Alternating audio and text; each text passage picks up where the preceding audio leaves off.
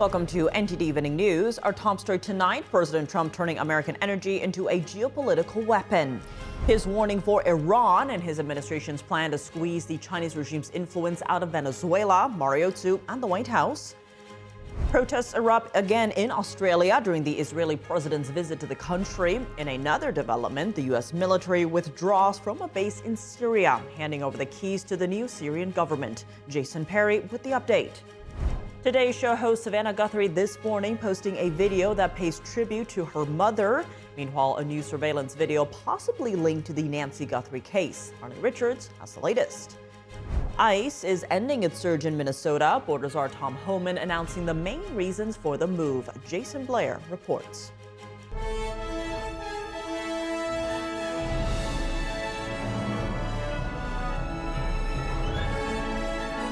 This is NTD Evening News, live from our global headquarters in New York City. Here's Tiffany Meyer. Good evening and thank you for joining us tonight. President Trump wielding American energy as a geopolitical weapon, warning of a traumatic fallout for Iran without a nuclear deal, while repealing Obama-era greenhouse gas rules. And on the ground in Venezuela, Energy Secretary Chris Wright is negotiating oil revival deals to sharply reduce China, Russia, and Iran's influence in the region. We now go live to NTD's Washington correspondent Mariotsu at the White House. Mari, good evening. Tiff, good evening. That's right. And President Trump is issuing that fresh threat for Iran as the Pentagon is preparing to deploy its second aircraft carrier to the Middle East. That's in addition to the USS Lincoln, which is already there standing by in the Gulf. And when asked about the timeline for the Iran negotiations, President Trump said a deal could be reached anywhere within the next month. Take a look. We have to make a deal. Otherwise, it's going to be very traumatic. Very traumatic. I don't want that to happen, but we have to make a deal. They should have made a deal the first time, and they got Midnight Hammer instead. And this will be very traumatic for Iran. This comes a day after President Trump met with Israeli Prime Minister Benjamin Netanyahu to talk Iran negotiations, with Israel joining the president's Board of Peace. President Trump says he insisted to Netanyahu that Iran negotiations must continue. Netanyahu, though, says he's skeptical about any deal with Iran and is lobbying the Trump administration to press the Iranian regime to scale back its ballistic missile program and end its support for terrorist groups like Hamas and Hezbollah. The president believes that the Iranians have already learned who they are dealing with. He believes that the conditions he is creating, combined with the fact that they surely understand that they made a mistake last time by not reaching an agreement, may create the conditions for achieving a good deal. Meanwhile, President Trump's laser focused on energy this week. He's repealing the 2009 legal finding that claimed carbon dioxide and greenhouse gases endanger public health, touting it as the largest deregulatory action in American history. We are officially terminating the so-called endangerment finding. This action will save American consumers trillions of dollars and will lower the average cost of a new vehicle by close to $3,000.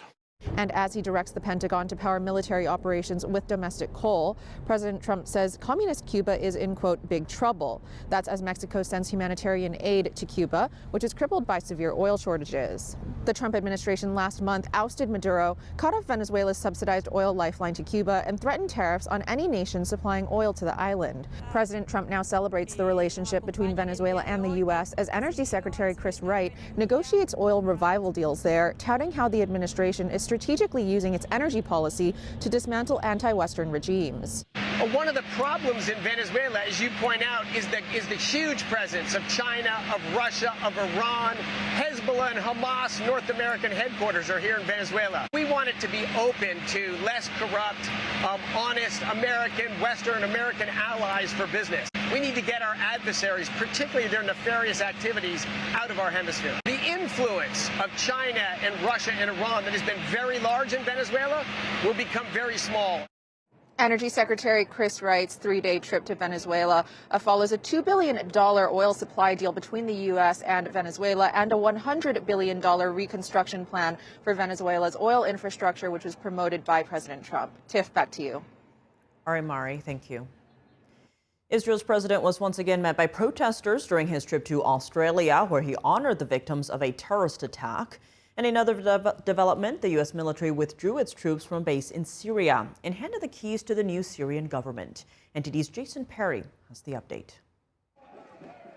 Pro-Palestinian protesters filled the streets of Melbourne on Thursday as Israeli President Isaac Herzog continued his visit to Australia. Australian Prime Minister Anthony Albanese invited Herzog after the deadly attack on Bondi Beach, where terrorists shot and killed 15 people during a Hanukkah celebration.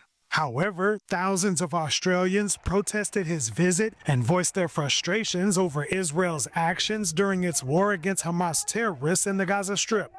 We, as the Australian people, we've always felt passionately about values of fairness and mateship and equality and justice.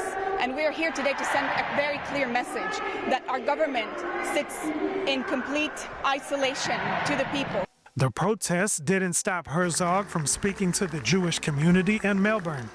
And I say to all those protesters outside, go protest in front of the Iranian embassy or whichever embassy they have. For heaven's sake, they killed and butchered their own people, operating a whole machine of an empire of evil against us. And he gave this message to what he called the younger generation in the crowd, saying, quote, "Do not be afraid to show who you are." Herzog and his wife were set to fly back to Israel sometime after his speech. And across Israel's northeastern border, the new Syrian government has reportedly been taking steps to promote openness and the freedom of information. On Thursday, a so-called uncensored book fair was held in Damascus that would not have been allowed during the former regime. Now regarding Kurdish books, most of them are available here in Damascus, but they were all hidden during the former regime's time. Anyone caught with such books would be subject to questioning and investigation. I have many friends who, when their homes were searched and these texts were found, it was like their death certificate, a death sentence. Many went to Tadmor prison. And the U.S. military has reportedly handed over a military base in Syria to the new Syrian government. The United States Central Command said the base in Syria was used to help fight ISIS and added that the U.S. military remains ready to respond to any ISIS threat that arises in the region. Jason Perry, NTD News. In the Nancy Guthrie case, Today Show host Savannah Guthrie posting a video of her mother on Instagram this morning.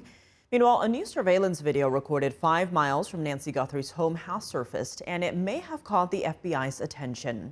NTD's Arlene Richards has the latest. Today Show host Savannah Guthrie posting a family video of her mother, Nancy Guthrie, on Thursday morning.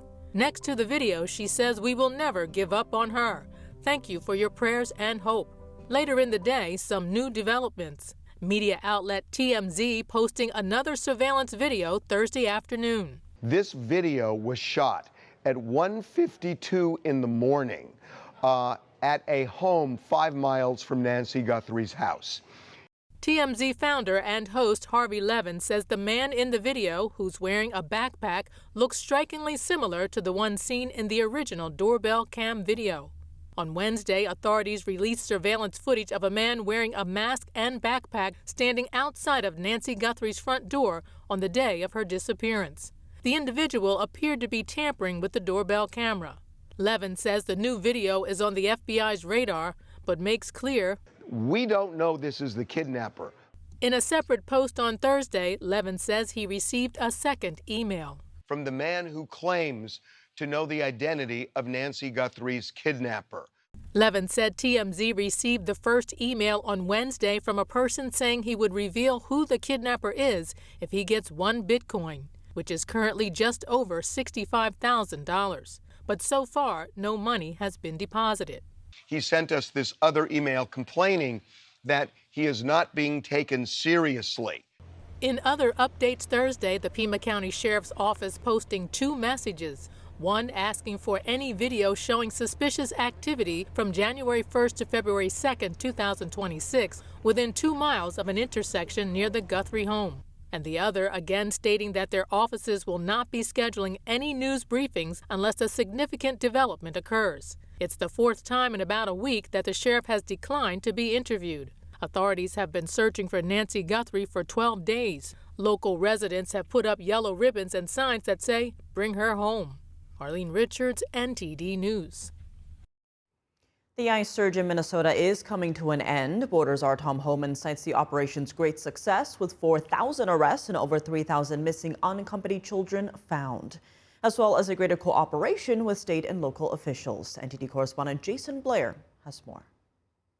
The Twin Cities, Minnesota in general, are and will continue to be much safer for the communities here because of what we have accomplished. Border Czar Tom Homan announces the end of ICE Operation Metro Surge in Minnesota after a 10-week run. As a result of this surge operation, we have greatly reduced the number of targets for enforcement action, and many criminal aliens have been arrested and taken off the streets. Homan says some notable reasons the surge is ending is county jails are now notifying ICE when an illegal immigrant is being released, which is normal protocol in many other states. We now have the ability to arrest criminal aliens in the safety and security of jails throughout the state, as well as more help from state and local law enforcement when unlawful agitators act out against ICE agents making arrests and protesters who cross the line. I have also received commitments from state and local law enforcement that they will respond if federal law enforcement is being impeded or assaulted. Homan says the police have been following through on these commitments and making a noticeable difference. I'm also pleased to report that we're seeing a notable decrease on unlawful agitator activity here in Minneapolis and overall throughout the state. The drawdown also comes after 2 fatal DHS-involved shootings happened in the state last month, and some calling on agents to take a less aggressive approach in their operations.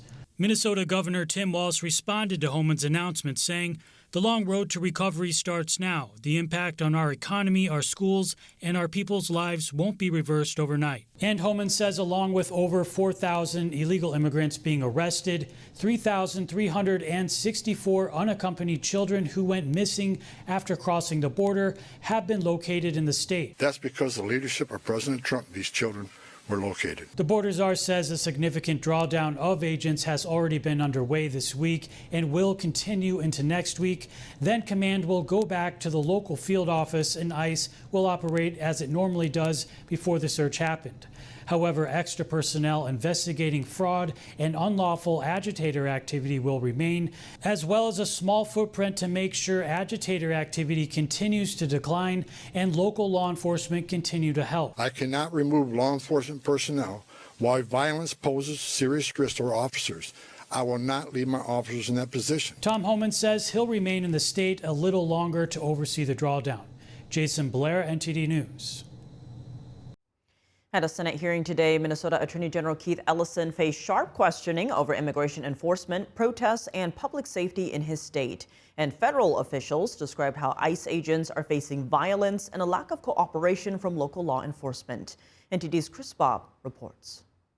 You cannot have an attorney general certainly disagree with that. Post pictures supporting Antifa with an expectation you are going to have a civilized, stable, safe community that works with federal law enforcement to deport criminals. At a Senate Homeland Security hearing Thursday, Senator Ron Johnson pressed Minnesota Attorney General Keith Ellison on activism and resistance to federal immigration operations in his state. Ellison said he was aware of activist networks and encrypted signal chat groups and argued that such communications are protected by the First Amendment. Are you aware of training for activists, Mr. Ellison? Yeah, I'm aware of that. Were you aware of that signal chat that was being used to deploy those people? I'm aware it exists, but this is First Amendment activity. The Minneapolis Police Department issued guidance in July saying that they would not even help with crowd control around immigration operations. The Minnesota Lieutenant Governor encouraged people to put their bodies on the line. Were you ever concerned about encouraging, I guess, people to support you to go out and put themselves into harm's way? No, we never. Impeding and obstructing illegal law enforcement action. Did that ever concern you? Sir, that never happened. Tragedy was going to happen, and you encouraged it. In the second part of the hearing, senators viewed footage from recent ICE operations in Minnesota and questioned immigration officials over enforcement actions in the state. Just hours before the hearing, border czar Tom Homan announced the drawdown of federal agents in the state. Tom Homan being there and now saying we're going to reduce his presence in the street is a good sign and a good step forward. If you just saw someone beating someone with a canister on the ground, would you think that's de-escalatory? Was that what we're leaving out? What I'm seeing is a subject that's also not complying. He's not following any guidance. He's fighting back nonstop. The reason that CBP surged a bunch of resources into Minneapolis is because ICE couldn't go do arrests without being violently assaulted, and they were not getting support from state and local law enforcement. ICE leaders also described escalating threats against agents and their families. The week that Charlie Kirk was assassinated, there was a tweet that went out. It said, kill Charlie Kirk, kill another, there was another individual in that, kill Todd Lyons. That's the stuff that ICE, yesterday after the testimony on Tuesday, I went back to numerous death threats against my family. There was a videotape of my wife walking to work that people actively post. The cartels have actually posted the schematics to my home. Operation Metro Surge has led to more than 4,000 arrests in the Minneapolis area, as the administration says its enforcement push has reduced public safety threats and shifted Minnesota away from so-called sanctuary policies. Reporting from Washington, D.C., Chris Bobb, NTD News. The Department of Homeland Security is out of time as Democratic senators blocked a funding bill for it today. All other government agencies have been fully funded through September, but money for DHS got held up after Democrats demanded changes to its immigration enforcement operations. They took that stance after 2 civilians were killed in confrontations with federal immigration agents in Minneapolis last month. Nearly all DHS workers will remain on the job, but many won't get paid until Congress passes a funding bill. Agencies like FEMA, the TSA, and the Coast Guard will be impacted. The deadline to fund DHS is Friday night, but Congress is off all next week for the President's Day holiday. Many senators left after casting their final votes for the week. Senate Majority Leader John Thune vowed to call them back to Washington if Democrats strike a deal with the White House. The House of Representatives last night passing the Save America Act. It's a bill that would require photo ID at the polls and proof of citizenship when registering to vote. Are everyday Americans on board with the measure? NTD's Sam Wong was out on the National Mall in D.C. to hear from the people. What do you guys make of the SAFE Act? Do you think this is long overdue, or do you think this is a little bit too excessive? What do you think? I wouldn't say that it's long overdue. I'd say that it's timely. I think that we're to the point where it's completely reasonable to ask for someone to prove who they are before they're able to cast a vote in an election in the United States. I don't think that what we've had in the past gives us true results because of fraudulent votes. But I think that this would help cure a lot of that. Basically an attempt to steal the ability for people to vote. On that note, do you think people should provide proof of citizenship when registering to vote? Depending on what their individual state recommends, because the states have the power to control their voting system. I think requiring that you prove that you're a citizen before voting or affecting policy in our country, I think it's very wise. I wouldn't want people outside of my household making decisions for my household. So I wouldn't want foreigners that are not a part of our country making decisions on policies in our country. On the voter registration card, it says I declare under penalty of perjury that I'm a citizen of the United States. I don't know that if someone registers to vote, if having voter ID at the polls is really necessary. What do you say to people on the other side of the aisle who think that we need more guardrails in our federal elections? If you look at the numbers, fraud in voting is such a minimal thing. How many voters can you find that didn't have the right to vote? I don't think it's really necessary. I think one of the parties is trying to create a problem where there isn't one. What do you guys say to people who think that this is a form of voter suppression, and to people who think that this is that there is enough guardrails in our elections? What do you think? I think that people who say this voter suppression are being completely self-serving and trying to serve their own political needs. You have to show ID to do lots of things in your life, everyday life, and I think this is completely reasonable. I would just ask, why would it not be necessary to prove that you're a citizen before affecting the policies that, dictate how citizens live? Coming up, the CIA targets China's military with a new recruitment push as Beijing purges its top generals. And here at home, the Pentagon moves to block China-linked farmland purchases. Jack Bradley reports. Phony marriages and threats to U.S. national security. A transnational gang is allegedly bribing military service members to marry Chinese nationals. David Lamb has the details.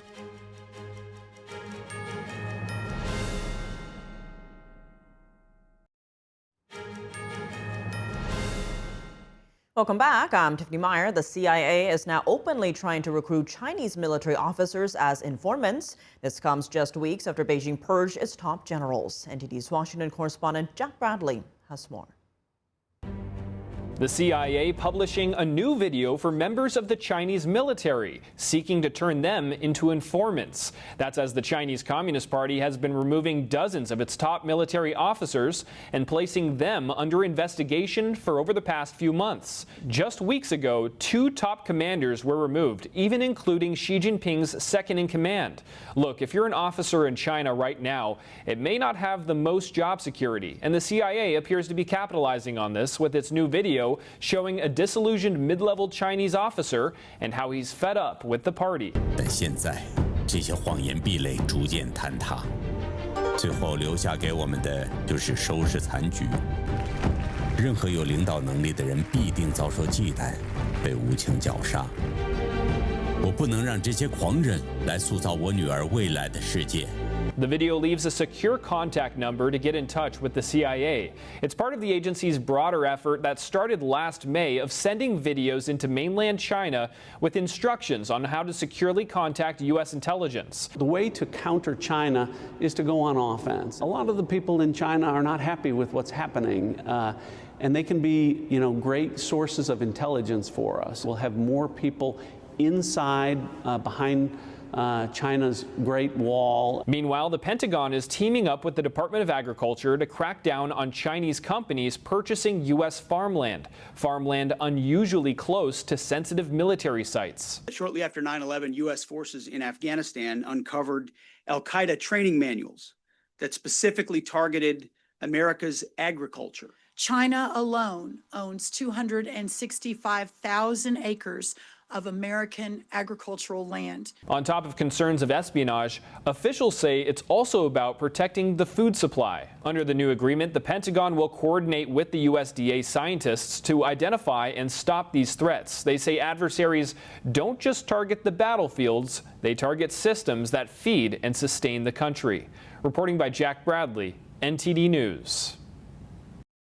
A transnational gang is facing jail time for allegedly bribing U.S. Navy service members. Homeland Security says the Chinese nationals arranged phony marriages with military members to get access cards and immigration benefits. NTD's David Lamb reports. A scheme involving marriage fraud, conspiracy, bribery, and national security. Homeland Security says 11 people were charged in Florida as part of an operation targeting a Chinese transnational criminal group. The gang allegedly recruited U.S. military members to marry Chinese citizens for immigration benefits and military base access cards. The fraudulent marriages took place around the country, including in Jacksonville, Florida, as well as in New York, Connecticut, and Nevada. According to the Justice Department, to create the illusion of a real marriage, the suspects took photos of the couples to create evidence that could be presented to immigration authorities to suggest that they were in loving, committed relationships. Quote, in reality, the conspirators had agreed to a payment plan whereby the U.S. citizen's spouse would receive a cash payment upfront for marrying the Chinese national, a second payment when legal immigration status was obtained, and a final payment after the divorce. Homeland Security says 5 individuals have already been arrested and that authorities are pursuing the 6 remaining suspects. 5 people are charged with marriage fraud conspiracy between March 2024 and February 2025. Among them, several are charged with additional counts of bribery conspiracy, facing a maximum of 5 years in prison for each guilty conviction. 4 former U.S. Navy service members are awaiting sentencing hearings after pleading guilty for their involvement. Last February, Navy reservist Raymond Zumba allegedly brought 3 suspects to a naval air station after hours to receive ID cards for an under-the-table payment. They were arrested the following day. David Lamb, NTD News. How can the United States work to protect freedom and human rights at home and abroad? And what can Arctic frost and the persecution of Jimmy Lai tell us about remaining vigilant against the threat of tyranny? Hear from Senator Ted Cruz tonight on Capitol Report with Steve Lance at 7 p.m. Eastern Time.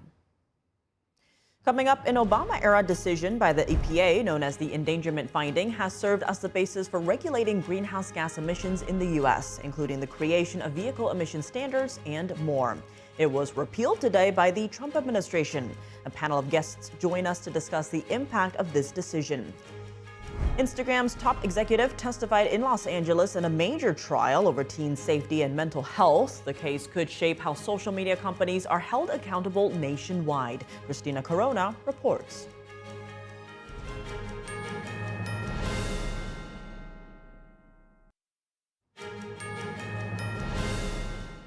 Welcome back. I'm Tiffany Meyer. President Trump and EPA Administrator Lee Zeldin today announced the elimination of a 2009 decision that served as the basis for regulating greenhouse gas emissions in the U.S.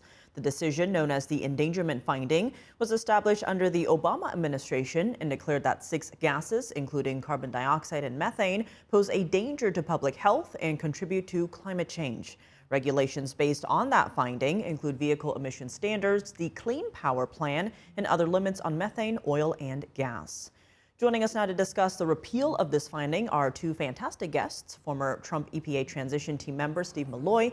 He's currently a senior fellow at the Energy and Environment Legal Institute. We're also joined by former Energy Department official Bart McCoy. He's the president of McCoy's Partners International Corporation. Thank you both so much for being here. Steve, starting with you, how significant of a move is this, revoking the 2009 endangerment finding? You cannot overstate its significance. President Trump positioned this as the greatest deregulatory measure ever. I mean, that's true. Getting rid of this thing, if it holds in courts, will create trillions and trillions of dollars of benefits for this country, save us from the national security peril we are now in with China, where we've outsourced our energy economy to communist China in large part. So this is just, it's a magnificent move. It's long past due. Now we have to defend it in court. And Bart, your reaction to the move and the impact of this?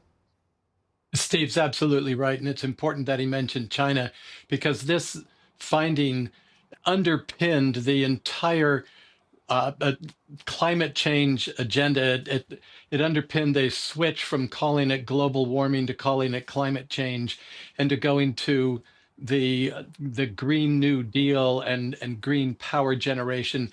And it was a huge, wet, sloppy kiss to the Chinese Communist Party, because everything that stemmed from this decision, the whole climate change economy of moving toward wind power and solar power and other alternative energies and what do you call it, flow batteries and all of those things were manufactured in China. None of them were manufactured in the United States.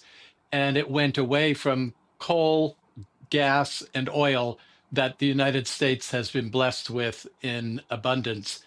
And because it found, the EPA administrator made a finding that these gases endangered human health, it gave the government enormous power, frightful power, to regulate every aspect of American life.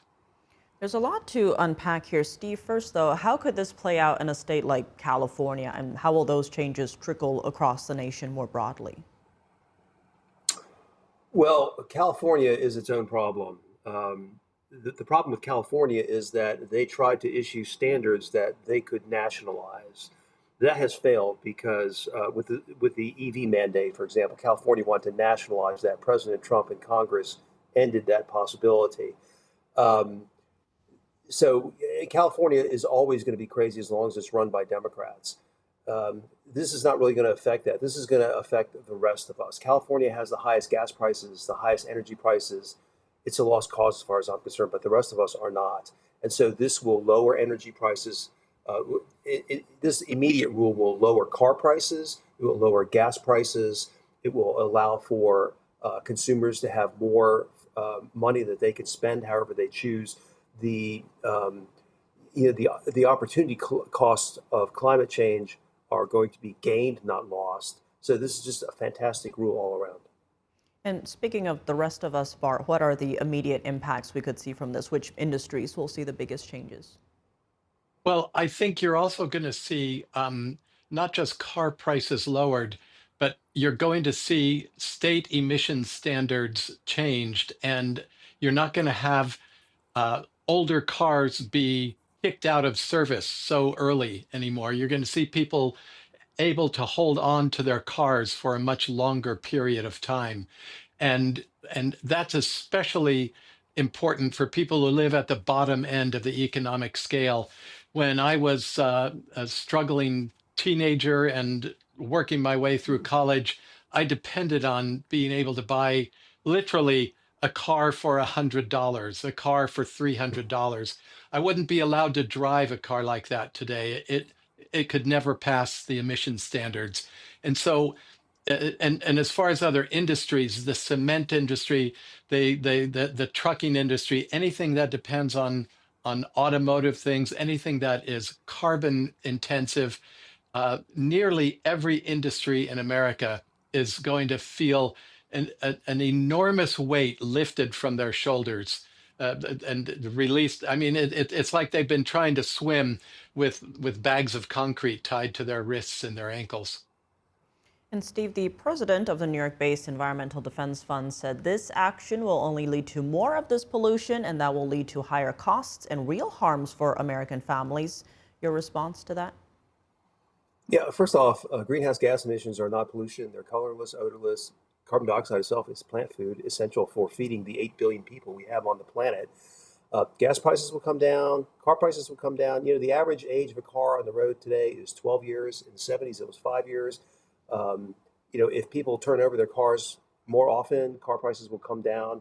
It should be better for the economy. And plus, you know, there's construction equipment will be cheaper. It will work better. Truckers, they were coming after truckers. Truck costs are going to remain low.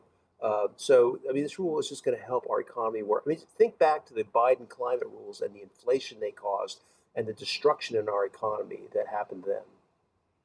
And Bart, talk to us about the financial aspect here. What are the expected savings as a result of this move? How much can Americans expect to save? Oh, I can't even calculate it because every single thing that we purchase has been made more expensive by this rule. And I want to just point out, if I may, the awesome, in the old sense of the word, the frightening power that an unelected bureaucrat has. This finding, this rule was not made by the Congress. It wasn't made by the president in an executive order. It was a finding signed by the EPA administrator. And I'll bet you nobody but Steve or me can tell you even the name of that EPA administrator. And I'll confess, I had to look it up because I couldn't remember. It was Lisa Jackson. Nobody even remembers her, but she signed this finding into law. And this little thing, just saying, we find that these 6 gases endanger human health, created a $1 trillion break or weight on the economy. Every single thing, housing costs, everything you can imagine was made more expensive because we're sitting here trying to regulate carbon dioxide, which, as Steve pointed out, is a plant food. It's necessary for life. It's part of the green revolution. And as carbon dioxide levels have increased over the past decades, you've seen the greening of the world increase. I flew over North Africa, I don't know, 2 years, 3 years ago when I was there as an election observer, and I was shocked at the green I saw in the North African desert that used to be completely brown, and there were spots of green where there never were before. These are not pollutants, and you know, the other benefit of this is there are going to be lawsuits about this. The left will sue immediately, and I'll bet you dollars to donuts that 2007 Supreme Court decision gets reviewed and is overturned and reinterpreted. So even those series of lawsuits, I expect, will redound to the benefit of American citizens. And Steve, I want to go to your earlier point because China has benefited from this push for so-called renewable energy and technology, especially dominating that sector. What does revoking this policy mean for the Chinese Communist Party? Well, this is bad news for them because their plan to disable our economy and our national security was to sell us wind and solar. Not only are they essentially the exclusive manufacturers of that, they also sabotaged that along with utility scale batteries. You know, there were batteries that had to be taken out of Camp Lejeune, North Carolina, a Marine base, because they had been sabotaged by Communist China. Communist China was green energy was soft power to just cripple our national security, cripple our economy. We still have a long way to go. We're still very vulnerable to Communist China, but this is a step in the right direction. And Bart, your thoughts on that? Yeah, and what I get, I'm sitting here fuming because as Steve was saying that, I was thinking of Joe Biden binding us ever more tightly to the Chinese yoke of slavery that they tried to put on us, and I think of the spying technology that the Chinese put into everything. We have been at war with Communist China for the past 15 or 20 years. We just don't know it yet. In every possible way, they were trying to constrict us, to circumvent us, and to trammel us in a cage of their making, and we've now burst loose from it. Well, Bart McCoy, Steve Malloy, thank you both so much for joining us. Thanks for having me. Thank you. Instagram's top executive took the witness stand in Los Angeles this week in a closely watched trial. The plaintiff is accusing major social media platforms harm children's mental health. NTD's Christina Corona tells us more. Adam Mosseri, the head of Instagram, testified in court Wednesday in a case brought by a 20-year-old woman identified as Kaylee GM. She said she started using Instagram at age 9, later became addicted, and struggled with depression and body dysmorphia. Meta, the owner of Facebook and Instagram, and Google, the parent company of YouTube, are the two remaining defendants in the case, after TikTok and Snapchat reached settlements before the trial began. A central issue is whether social media can be considered addictive. Mosseri, who has led Instagram since 2018, acknowledged what he called problematic use, describing it as spending more time on the app than you want to or more than you feel good about. But he pushed back on the idea that people could be clinically addicted to the social media app. Plaintiff attorney Mark Lanier played an audio clip from a past podcast where Mosseri had said people could be addicted to any social media platform. Mosseri told the court he used the word too casually. Lanier also questioned Mosseri on Instagram's responsibility to protect minors, including internal debates over beauty filters. Emails shown in court revealed Meta leaders discussed banning filters that mimic plastic surgery, with some warning the company could be accused of putting growth over responsibility. Mosseri testified that Instagram later banned filters that promote plastic surgery in 2025, but said these decisions often involve balancing safety and user expectations. During cross-examination, Meta pushed back on the claim that Instagram is built to profit off teens. Mosseri said teens rarely click on ads and typically don't have much spending money, but Lanier argued young users can drive long-term profit. Meta CEO Mark Zuckerberg is expected to testify later in the trial. The outcome of this case could influence hundreds of similar lawsuits nationwide. Christina Corona, NTD News. And we have some breaking news related to the kidnapping of Nancy Guthrie. That's the mother of NBC host Savannah Guthrie.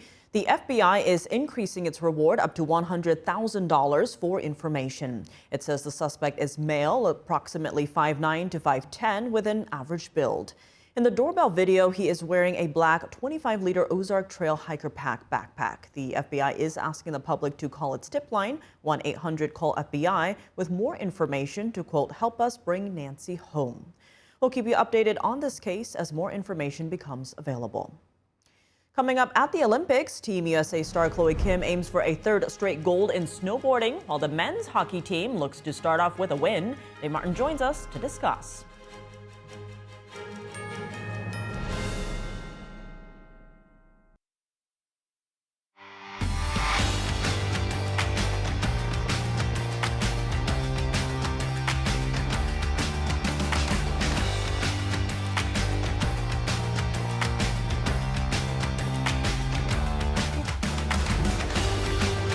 now for your sports news, we're joined by NTD's Dave Martin. Dave, we've got some baseball news as well as college basketball, but let's start with the Olympics. How did Team USA do today? Well, you know, Tiff, it wasn't their best day overall, but they still came away with a couple of medals here to stay near the top of the leaderboard.